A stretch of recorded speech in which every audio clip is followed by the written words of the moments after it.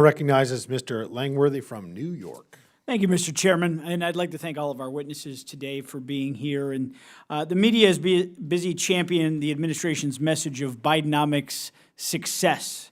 However, I spent just a ton of time traveling my district, New York's 23rd congressional district, the counties along the Pennsylvania line and the suburbs of Buffalo, speaking with my constituents and getting a real sense of their top concerns. And let me tell you, I didn't meet one person that thought that Bidenomics was any step in the right direction for this country.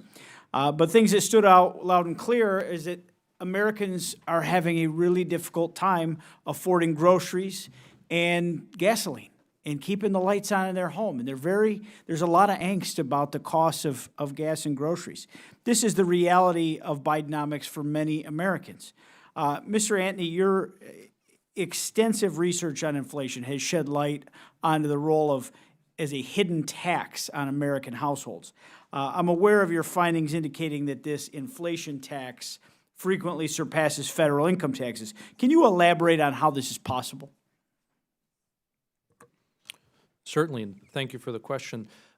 We have to understand that inflation, because it's a devaluation of the dollar, for the sake of creating new dollars. When those new dollars come into existence, where did their value come from? A portion of the wealth of every other dollar that existed previously is siphoned away and goes into those new dollars. So as the government creates inflation, it is taking that wealth away from dollar holders. So that is how the government actually takes wealth away from you through the hidden tax of inflation.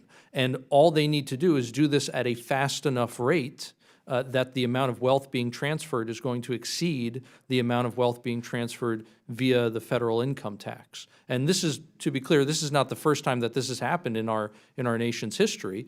This exact same phenomenon happened 40 years ago when we had very high inflation rates then as well. Thank you. And I'm sure we've all heard the Biden administration's promise that taxes would not increase for those earning less than $400,000 a year. Would you say that he's kept his promise?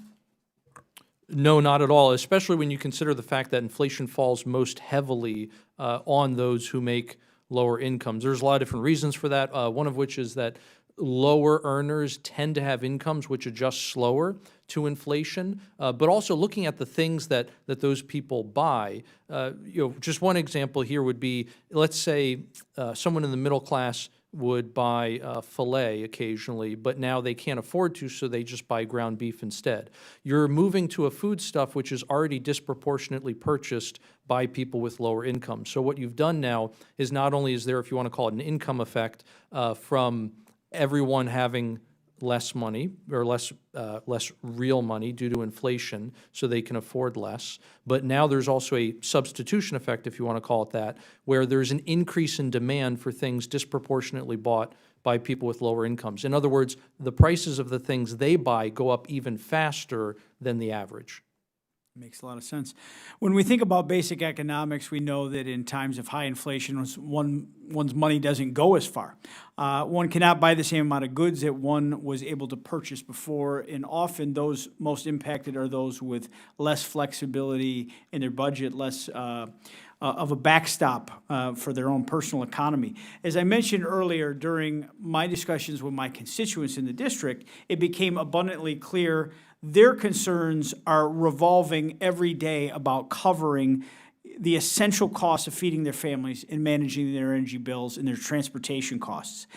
These are everyday families who, not too long ago, they could afford a weekend getaway. They could, take the kids on vacation in the summer, sign their kids up for sports teams. Today, these simple pleasures, these little luxuries, they've become unattainable as they grapple with the increasing burden of paying for the necessities in life. Ms. Sheffield, what should Congress be thinking about when considering the downstream impacts that the recent massive spending packages have had on American households and their expenses? Well, given that we know that the Bidenomic bills, massive bills that were already passed, exacerbated inflation, my recommendation would be to contain your spending, don't pass these massive multi-trillion-dollar additional bills that would further exacerbate inflation, and in fact, consider supporting your colleague recently put forward a balanced budget amendment, Jody Arrington, I highly recommend this because it certainly would contain not only the inflation, but it would also help the long-term trajectory of the congressional budget, which is the interest payments alone will be drowning out significant investments in the public good. Well, thank you very much for the testimony. I certainly have more questions, but we're out of time, and I yield back.